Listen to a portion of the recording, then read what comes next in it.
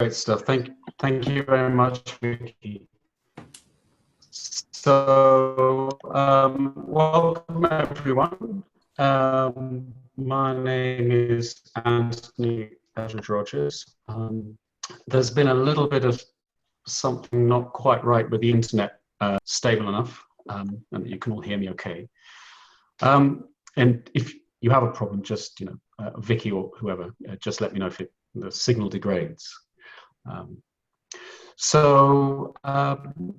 Just very briefly, I have spent quite a long period of my professional coaching career, and at least the last 12 to 13 years, bringing together the two aspects that I'm very interested in, which is coaching, of course, as you might expect, and also human health, and human health in the sort of larger sense of the word,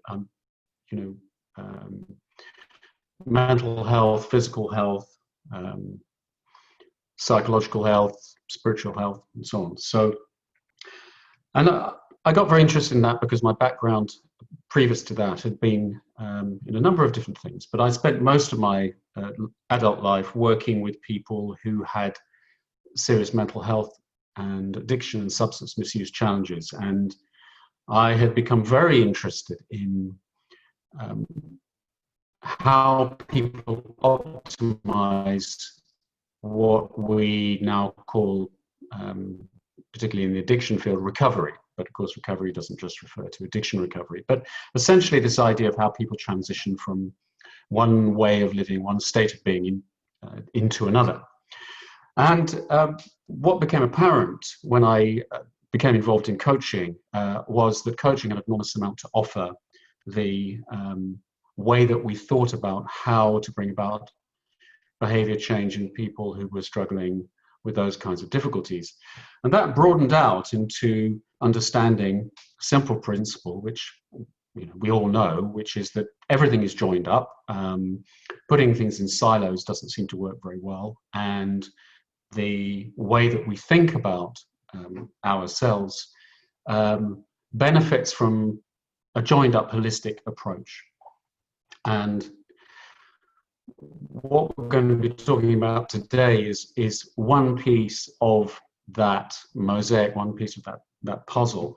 And it's actually something that's not really talked about very much at all, particularly in professional coaching training circles, and the day-to-day practice of coaching. So I'm going to jump into this by, if I can press the right button. There we go.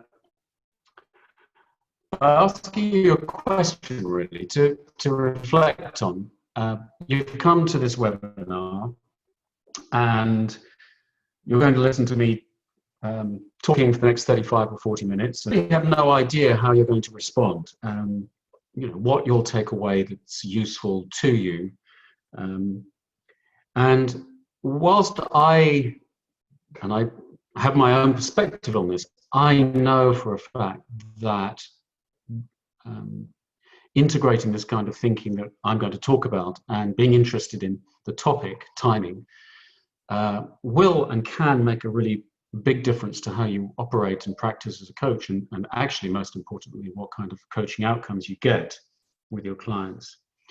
But I don't really know if this is a good time for you to be listening. Now, if you're listening to this live, well, where I am, it's lunchtime, and where you are, I'm making an assumption here that you're all in the UK, or let's say in Europe, but essentially I'm making an assumption that it's around lunchtime too. And I don't really know, whether this is an optimal time for you to be listening. You might be trying to eat a sandwich, catch up on your phone, on your social media, or log in with family or friends. I have no idea what's going on. But what I do know is that whatever is going on, wherever you are, is going to have an impact on how much you get out of this conversation, this talk that I'm giving, and what you will take away from it. So I hope very much that it's a good time, because I'm hoping that that Vicky and myself are spending our time usefully, and adding some value to you and to your coaching practice. And of course, I always welcome feedback on that topic, and I know that Vicky and the AOEC do as well. So feel free to send us an email afterwards, or whenever you feel like it.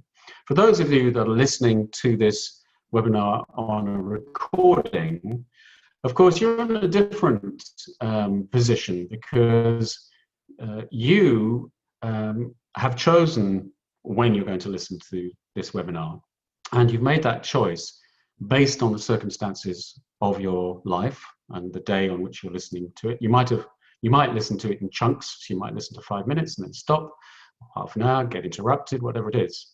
But nevertheless, the same applies. I don't know whether this is an optimal time for you to be doing that.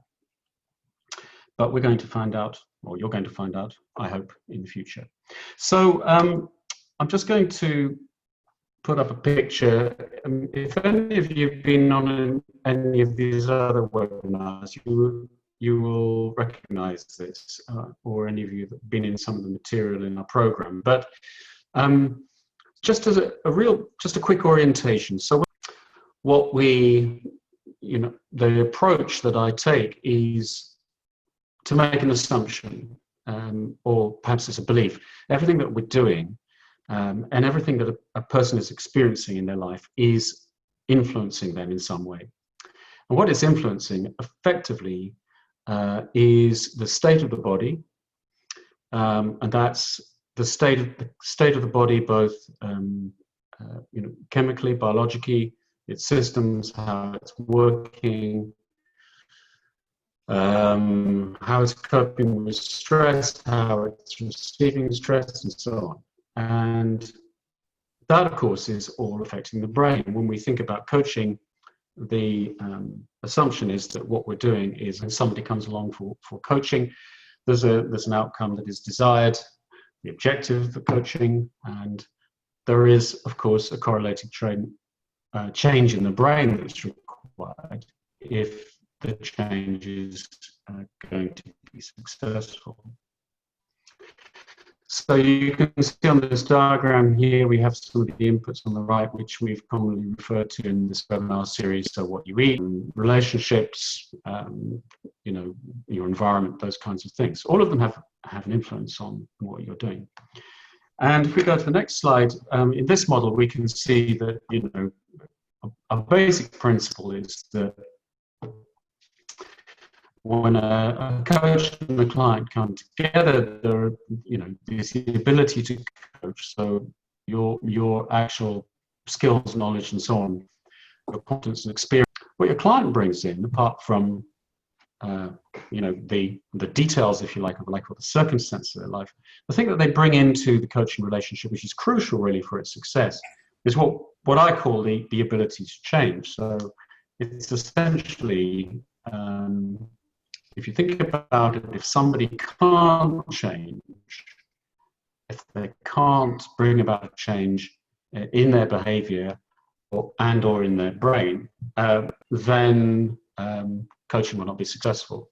So that has to be there. And then assuming, if you can see above the heads, it's compatibility. So if there's chemistry between you, if it's a good fit, if there's a way that you can be together that is offering hope that it's going to be successful, then and that's the requirement, and that needs to be there, then we'll have coaching objectives, and then of course the coaching process takes place around those coaching objectives. Here it says success, because obviously we want them to be outcomes that are desired by the person receiving the coaching, and to the same extent, you, the coach. But given all of that, one of the things that's not really thought about very much is that one of the crucial factors that will determine this outcome, these successful outcomes, and the relates to this idea of when things take place. Let's put it that way. So why does this matter? Well, one of the problems that we have, particularly in our developed Western economies and ways of thinking about work and ways of thinking about activities, is that there's been a forgetting, I like to call it forgetting, of what we really are, what human beings actually are. And one of the things, of course, is that we are is essentially animals. Although we live in what's often for a lot of people seem to be like non-natural environments. We live in built environments. So we live in cities, and with all the mod cons and technology around us. Essentially, we're animals who evolved in natural nature circumstances and environments. And as such, we are governed by all sorts of things that have been in place for thousands of years and that have changed very little. And yet we've effectively ignored those and forgotten about them. And where does this leave us? Well, it essentially means that when we think about, and the analogy I use is, a lot of people I know, a lot of people I meet, and a lot of people I've coached seem to feel that they are like a large sort of international, quickly prepare for takeoff. We just got a message here saying, okay, yes, the internet is very wavy. My apologies for that. I'll maybe talk a little bit more slowly. That might help. We get the jet ready, in the morning, breakfast time, and then we scream off down the runway, and we take off, and then we go up to, cruising altitude, 30,000 feet, and sit there, and towards the end of the day, we, landing in sight, and we land ourselves, and come back down to the tarmac, and, put ourselves to bed, have a night's sleep, and the next day we get up and we take the same flight all over again. But in reality, that's not true. We are complex creatures, animals, and we do not live in a way that allows us to, if you like, find one performance level, one performance height, and stick to it. And I'm sure most of you listening probably, would get that. When we think about it, there are some very important and simple facts that we need to remember and need to integrate into how we think about coaching and how we think about the process of coaching with clients. So there's three things I just want to kind of put out there for you. One is about cognitive abilities. So our cognitive abilities do not remain static, and are slower, more or less creative in some parts of the day than others. And this is pretty important as well, because when we think about how we organize our time, do we ever stop to think about looking at the tasks that we're about to perform, look at the people that we're going to be with, the kinds of activities we're going to be involved in, and do we ever stop to think about how are they actually scheduled somewhere that is optimal for them to be done? Are they actually in the right place in the right day? Will I be in my best condition and state to perform those tasks? So the answer is it will make a difference how we time things and what we choose and when we choose to do it. So most, if you're like me, my default is I get up in the morning and I think, I better go and look at my to-do list and maybe add a few things that have just cropped up for me, look at my diary, put the whole thing together and what's going on in the day. How much time do I spend? Well, now I spend a lot more time looking at that to-do list and actually thinking about where things are placed in the day. And I'm lucky because I have the opportunity to do that because I work for myself and run my own business. A lot of people don't have that opportunity. A lot of people are locked into other kinds of schedules. So the important thing to remember here is that there can be a mismatch between what we're actually trying to do, what kind of task we're trying to do, perform, and when we're trying to perform it, where our rhythms are. The second point is that we don't really realize. So most people would accept the first point that I've just made. A lot of people go, yes, okay, I kind of get that. That's pretty straightforward. What we don't get, and this is the second point, is that this fluctuation this mismatch, if you like, is actually a lot more dynamic and extreme than we actually realize. And there's lots of research been done about this, but one thing that stood out for me, partly because of my interest in people who drink too much, or historical interest in people who struggle with alcohol problems, is actually, this mismatch, if you like, this variance that can take place around cognitive functioning is on average equal to a person drinking the legal amount of alcohol. Because drinking alcohol, of course, decreases performance. So that's kind of an interesting fact. But the effects really, the variance that researchers tended to show is about 20% in terms of performance of cognitive tasks. So, and for some people, they'll be, on the higher levels, and, depends on the person, obviously, but broadly speaking, 20% is the variance. And that's quite considerably more than most people actually expect. So if you have an important task to do, an important creative process to enter into, by choosing the wrong time of day, or it being placed somewhere where you're not optimal for that task, you are going to it's going to be harder for you to perform that. And as you might have gathered from what I've been saying, the third point is the best time to do something depends on what that something actually is. So the type of task needs to be married to where you are in your day. So not all tasks will need certain kinds of functioning. So there'll be some tasks will be better placed in the earlier part of the day, and other tasks will be better placed in the latter part of the day, not because of your specific capacity, but because of what kind of task that is. So these are kind of interesting things to think about. And I think what's really interesting about this is we think about coaching, we think about coaching practice.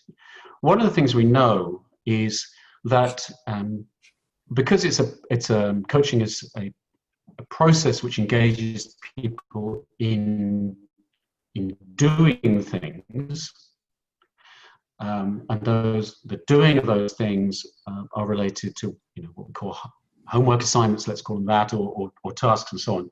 Agreements we make with our client in order to develop their learning and to bring about change. We design actions that they can take. And one of the things that I, for a long, long time, never asked my client when they came back and would give feedback about an action that they'd agreed to take and they'd had a go at it. I never used to ask them to give me information and detail about when they tried that action. What time of day did they choose to come to grips with their coaching homework? And of course, I don't know about you, but I've also had many clients who completely forget about the homework assignment until, an hour before they're due to meet me on the phone or in person, and then quickly sort of, have a bit of an attack of, oops, I've forgotten my coaching assignment, and then quickly tries to knock it out or figure it out or make the phone call they had agreed to do. And they do that at the last minute. but I never used to really think that that was relevant. But what I began to notice when I started asking different kinds of questions, I began to notice that my clients didn't think about this kind of thing either. What I did notice was a correlation between the success and what they could learn out of that coaching assignment, and how they chose to schedule it, and where they put it in their day. So that's something that's pretty significant. If we think about it like this, that we are all interested in our clients, people we work with, being successful in what their objectives are, then we want to optimize two things in that. We want to optimize the coaching process, so what we're doing with them. We want that to add the best value to their process, and we want them also to become in that process much more self-aware. Those inputs that I referred to at the beginning, the diagram of the coach and the client standing there, and the things on the right, the degree to which clients can become aware of how these inputs affect them is the degree to which they will develop the insight into themselves. It's kind of like that question, how do I work? How do I function? What happens if I improve my sleep? What happens if I tackle my nutrition? What happens if I think about the rhythm and timing of what I'm doing, and trying to find optimal peaks for matching certain kinds of tasks, certain kinds of activities to when I'm best suited to do them.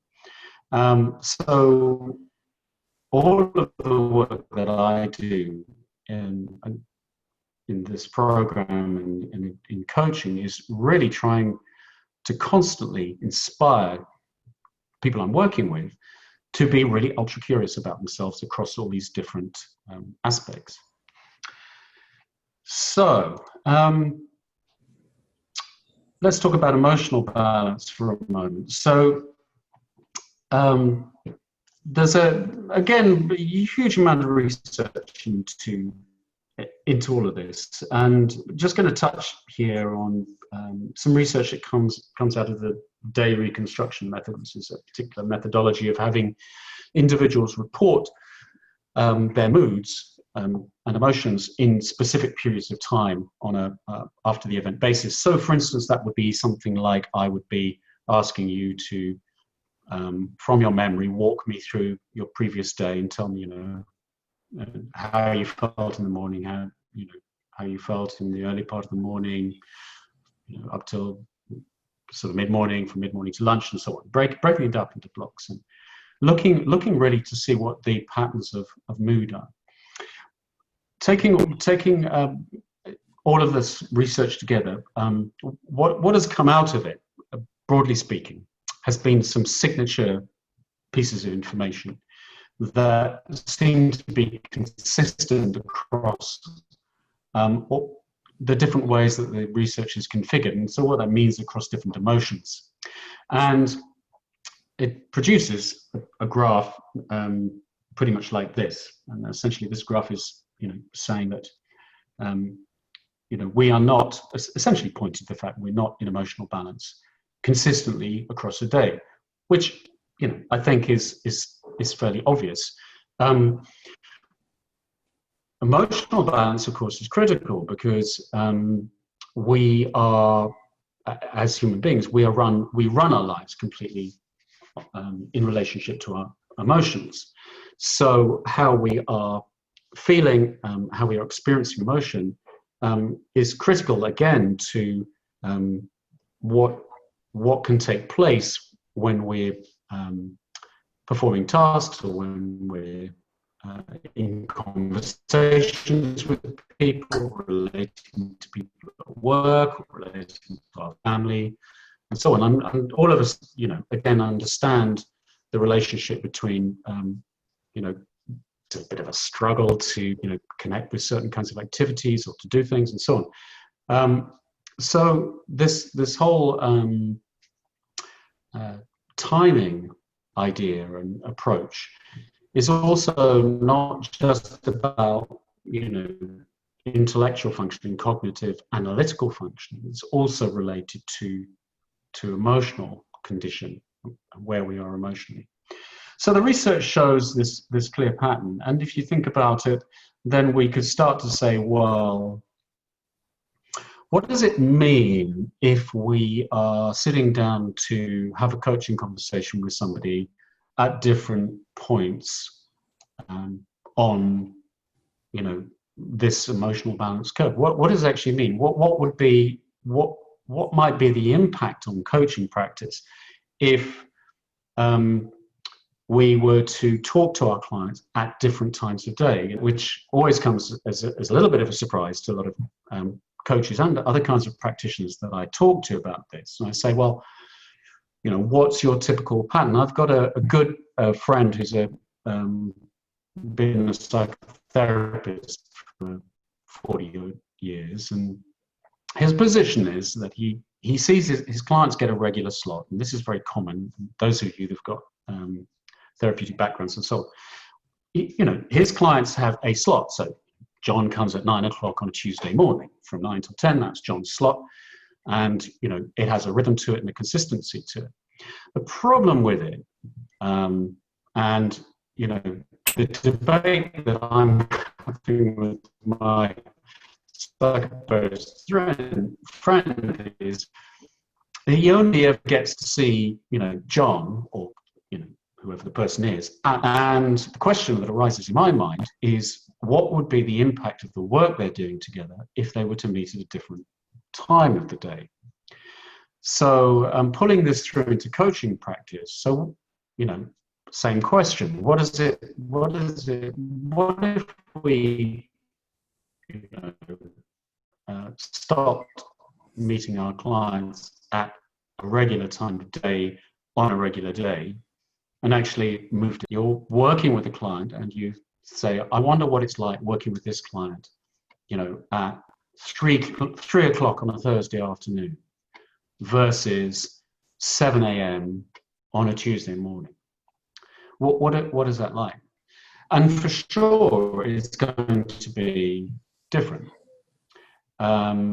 So if it's going to be different, then what that actually implies is that we might get different kinds of coaching quality differences, and we might actually also get different outcomes. Our coaching might be a lot more effective for somebody at different times of day, and that is something that we can think about working out with our clients.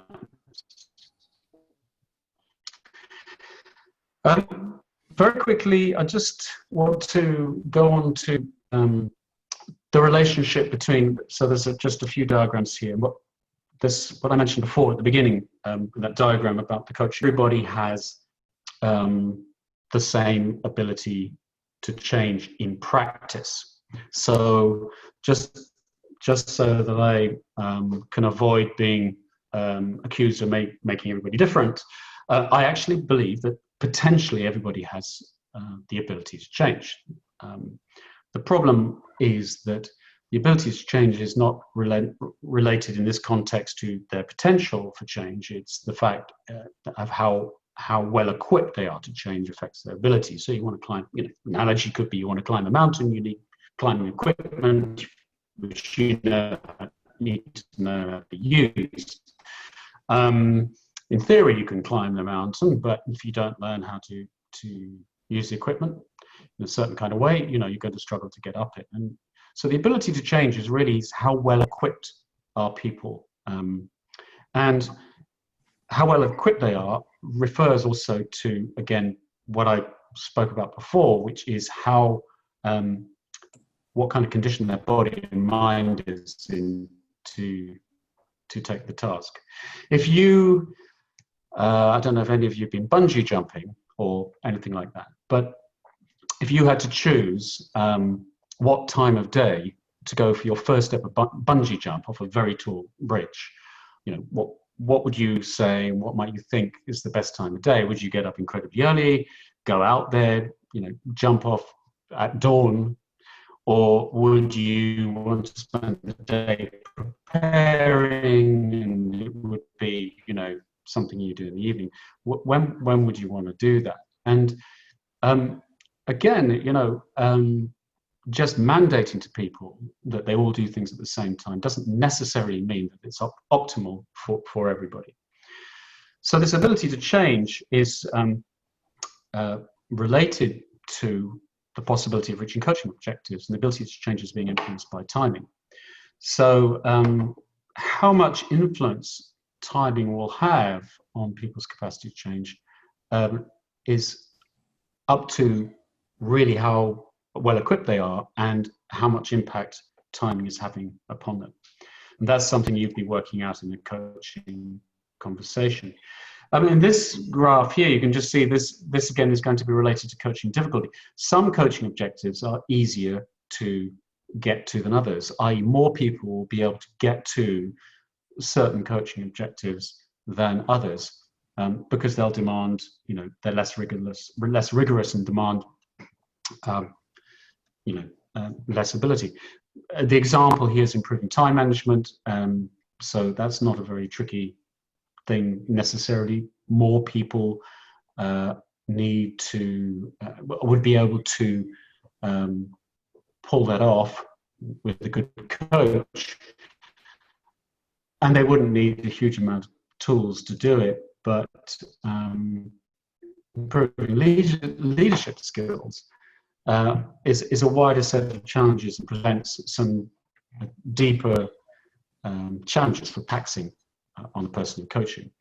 So all these different things come together really to promote for us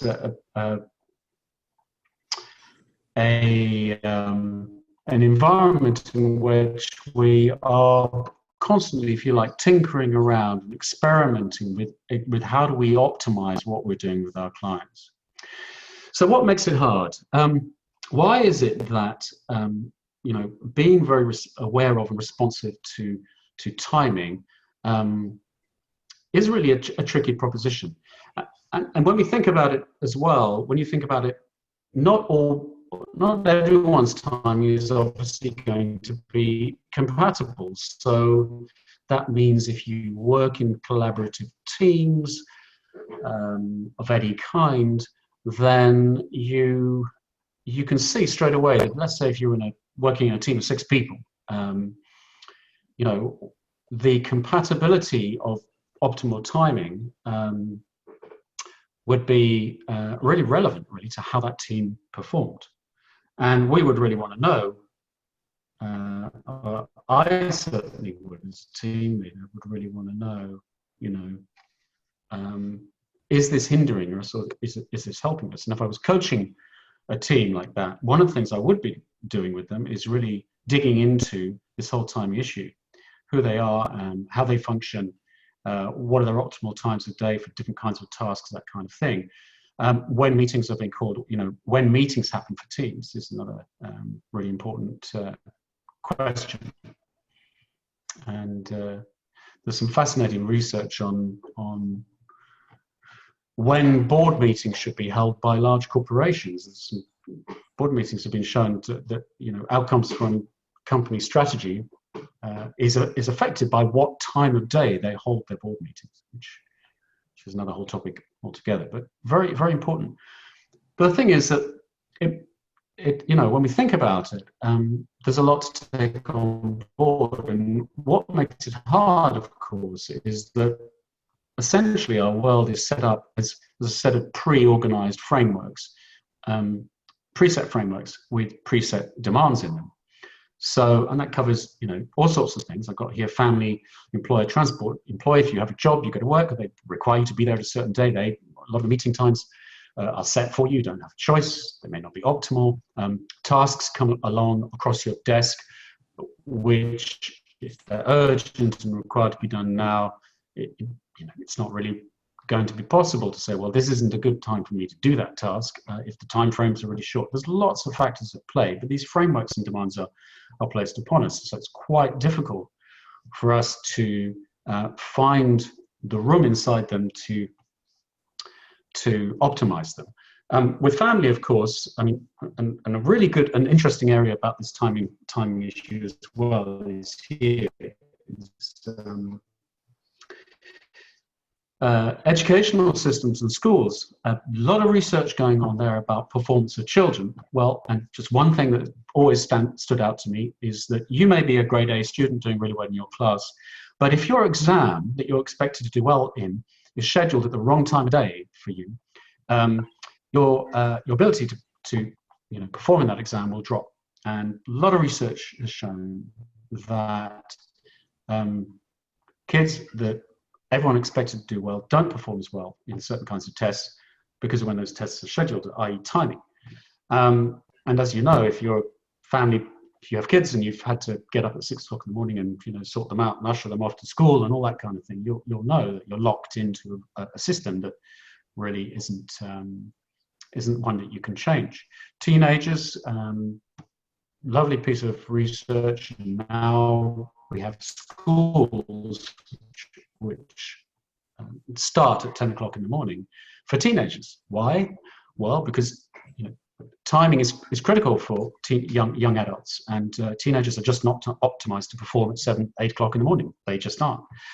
That's to do with their sleep cycle and so on. I talked about this in another webinar. But essentially, you try to force those kids to learn at the wrong time of day, you get all sorts of problems. Adjust the timing, let the natural rhythm, accept the natural rhythms that are there and work with them, you change all the outcomes. So, but all of these frameworks that are put in place make it hard. Then, of course, habituation, upbringing, and social norms. We're all brought up to think that we ought to be good at things at certain times of day. And,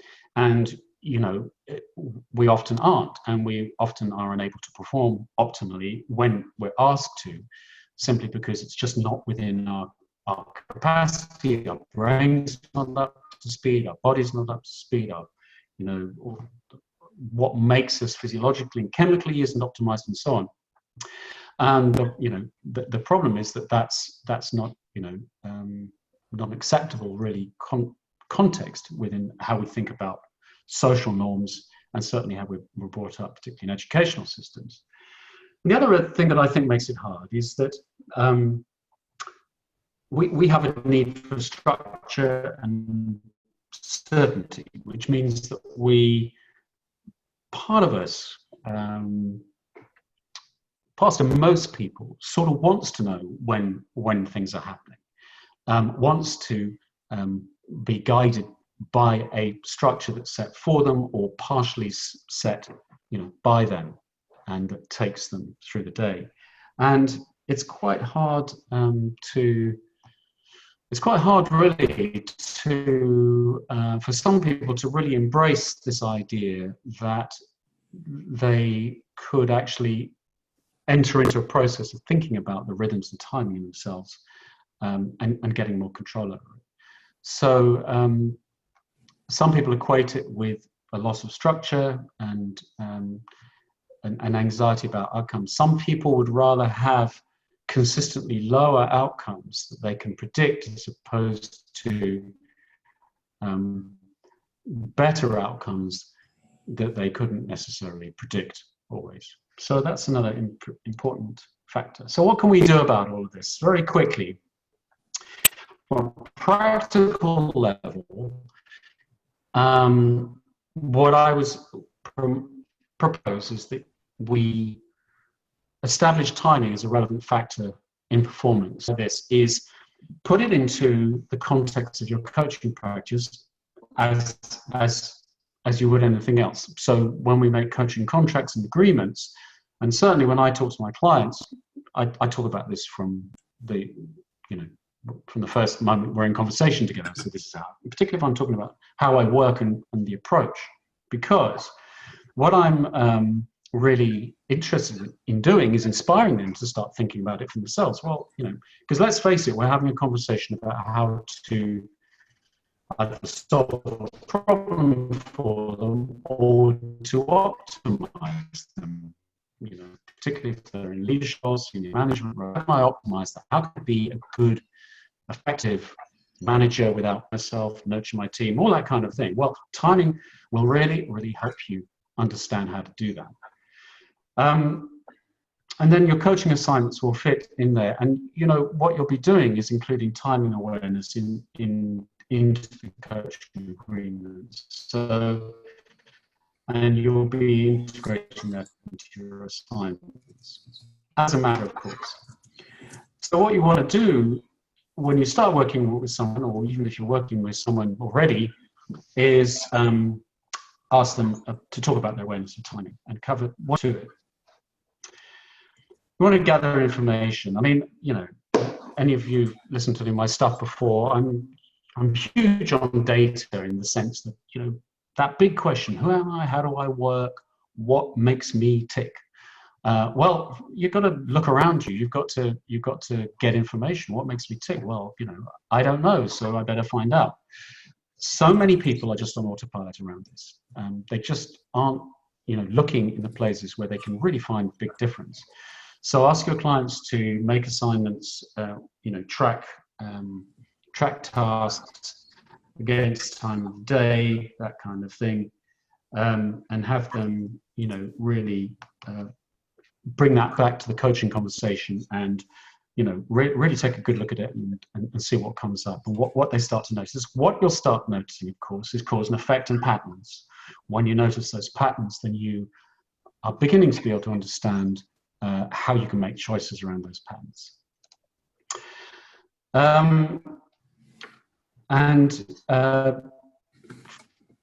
One of the things you can do is design homework from that. So when you integrate the feedback process that your client has learned from putting their attention on this, then you can actually start agreeing some actions specifically around the topic of timing.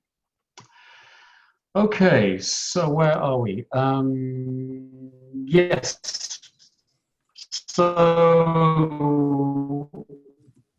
of course, it's all of this, as I'm sure you realize, relates to you as a coach. So I used to, when I started I got all inspired by these people, coaches that I read about, who, you know, would sort of get up at 5 a.m.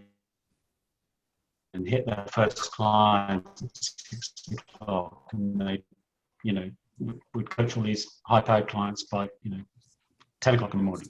So I thought I should be that guy. And what I discovered was that probably the most suboptimal time for me to be coaching is early in the morning. It's not where I can function properly. So I had to change all that, and I now, you know, don't engage in that way as a coach, you know, before 9 o'clock in the morning. It's just the way it is. Why is that? Well, that's because it takes me a certain amount of time to get up to speed. It takes me a certain amount of time to get fully, you know, awake and fully into my thought processes, and I have to have some time in the morning for my daily practice. So that's who I am. Now, what this means is I am offering a better quality of coaching to the people that I'm coaching. So best practice and ethical practice says that we want to be optimizing ourselves to be good coaches. We want to be able to feel that we are offering the best version of ourselves. You know, that I hear people say a lot, I want to be the best. I want to be the best version of myself that I can be, which is an admirable ambition. Similarly, I want to be the best version of an executive coach that I can be.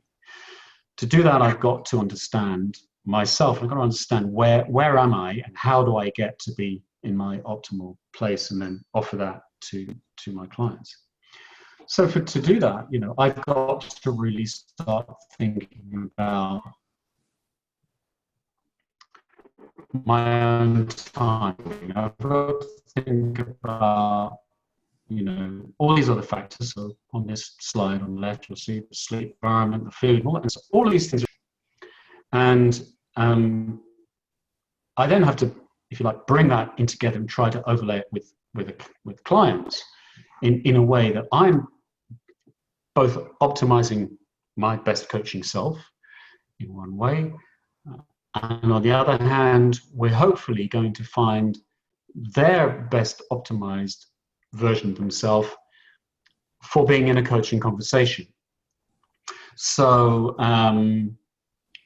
what our clients need to be able to do is find the place where they can come into relationship with the coach, either face to face or on the phone, however it's structured, and that the coach can offer and the client can extract the best possible value for that interaction. And yes, of course, people turn up distracted and struggle to get present in the coaching conversation, all those kinds of things. But and that happens anyway, whether you're focused on time or not. But what is critical is that we reach for it, that we have it as a specific understanding that this is really going to benefit this coaching relationship, and so my practice as a coach. I'll just close with one little example of that, which is that I was coaching someone who, their appointment with them was, I subsequently discovered, once I got to know them a bit, was always before they had to go and pick up their kids from school. Because they were a good parent, she was a good mother, good parent, inevitably half of the session was lost because why? Her mind was casting forward, watching the clock, don't want to be late, this kind of thing. So essentially, the timing of that coaching session, just the physical timing of it, time of day, just suboptimal, just really wasn't, working. Changed it. I've done a lot of work in behavioral health and, do a lot of work with people with different kinds of behavioral health. This timing issue is absolutely crucial as well to any coaching assignment that is related to health conditions, both mental health and physical health, that are threatening and challenging people's lives. We know that psychological intervention at suboptimal times with people with mental health problems and issues with things like substance misuse and so on really don't offer the best opportunity to support that person to successfully recover, to successfully move away from the behaviors which they need to move away from and have decided to move away from. So timing, amongst other things, is also critical when we look at those kinds of life-changing, life-threatening even things that come along into people's lives. So bringing those two together is important. And I guess there's three main questions here. So I'm going to offer these to you, listening to this, go in, reflect on and mull on, when are you at your best? When do you know when you're at your best? Can you feel it? Can you tell when it is? What happens when you are at your best? What are the outcomes you get when you're in that place? What do you succeed at perhaps more easily? And what is the match between your clients and your effectiveness, and at what time? So can you look into your coaching practice and reflect and think about where you feel like you're really, where things are going really well with clients? Is that really to do with the client, or is it really, sometimes people say to me, well, I've got good clients and bad clients. I've got clients that it seems to be easier with and some clients that it isn't. And I say, well, that could be to do with timing. It might not actually have anything else going on. It could be that not that that's a difficult client. It could be that you're just not optimized with that client. Okay, so I just thought I'd offer a quick recap on this. What to do, how does this relate to coaching practice again? Vary your coaching meeting times, involve your clients in awareness of good times versus bad times. And I have put that in inverted commas. Don't necessarily want to use the word bad, but you get the idea. Match it with your best times, so you want to try and bring them together and match success in the coaching with timing. And you will meet resistance because people will say, this isn't such a big deal. I'm really happy coming to see you at 8 o'clock on Monday mornings, or talking to you at 11 p.m. on Wednesday nights, or whatever it is. But don't skip over resistance you come across, push against it. Invite, explain, invite clients to really take on board some of the things that you can share. The other thing is persist over time. You're not going to really integrate this issue with timing in a short, quick moment. It's not like kind of a one-off thing. So when you start to integrate it, if you're not already, persist with it, because it's when you get into the rhythm of it, you start to see the evidence of it, that it really starts to pay dividends. So, and Vicky, that's it. I see that it's 5 to the top of the hour, so I will say to you all, thank you very much for listening. And I hope that you found something, whether the timing was good or not. I hope that you've all found something that you can take away and use in your coaching practice. I have time for a couple of questions. Thanks, Vicky, and all of you. Thank you ever so much, Anthony, giving up your time. I don't know if you can see in the question and answer, Evelyn's had a question and also made an observation as well. So you have talked a little bit about this question. So it says, what happens if the timing for the coaching session is good for the client, but not good for the coach in terms of their optimal state? So there's a clash between the differences.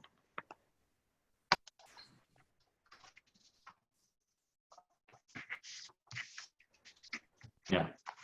Well, yes. So let me put it bluntly. I would say my client, you're paying me quite a lot of money because I'm, I get paid well. Would you like the optimized, fully, 100% optimized? And then I would explain to them that I'm a human being, and coaches are not sort of, don't get to trump the rules. So what I'd like to do is I'd like to find a time with them where we could both be at our very best. I'd just be transparent about it, because I think that, and I think that if you explain it, this is an interesting topic and it matters, and make sure that you include yourself in that conversation. You've got a good chance of having them accept the need. But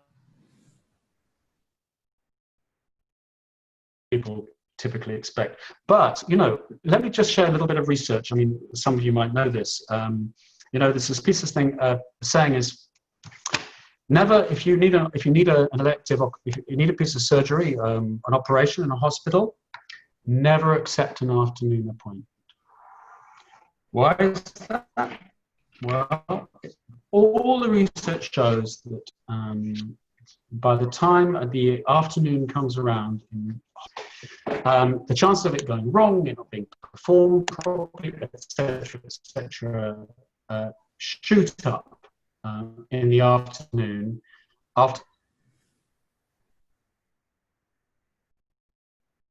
Could I please have a morning appointment? Why? Because operations most are performed by healthcare workers, doctors, etc., and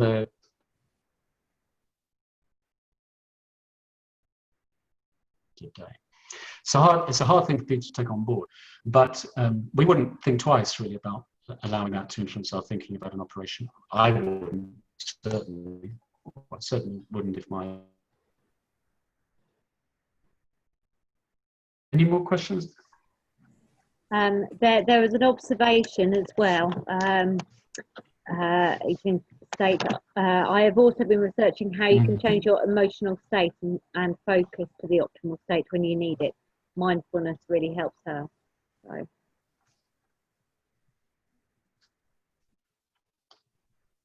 Yes, I mean that's a, yeah, absolutely. I think that's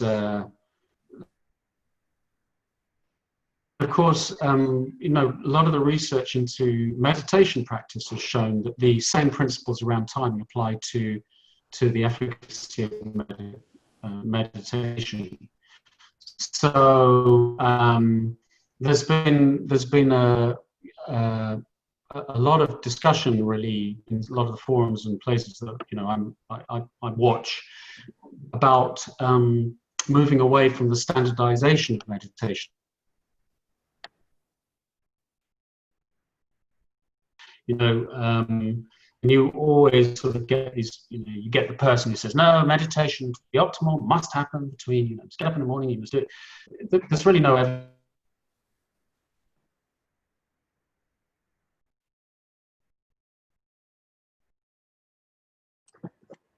Okay, I'm not sure about everybody else, but we're losing connection with you, I think, Anthony, quite a bit. So I think it might be time to wrap up. Oh, I think I might have you back again. So on behalf of AOEC and everybody, thank you for your time and expertise, Anthony. I will send round to everybody who registered for the webinar, send around a recording of today's webinar, which includes the slides. And if anybody has any questions, please do forward them my way. You have my email, and we'll do our best to answer them. Okay, well, thank you very much.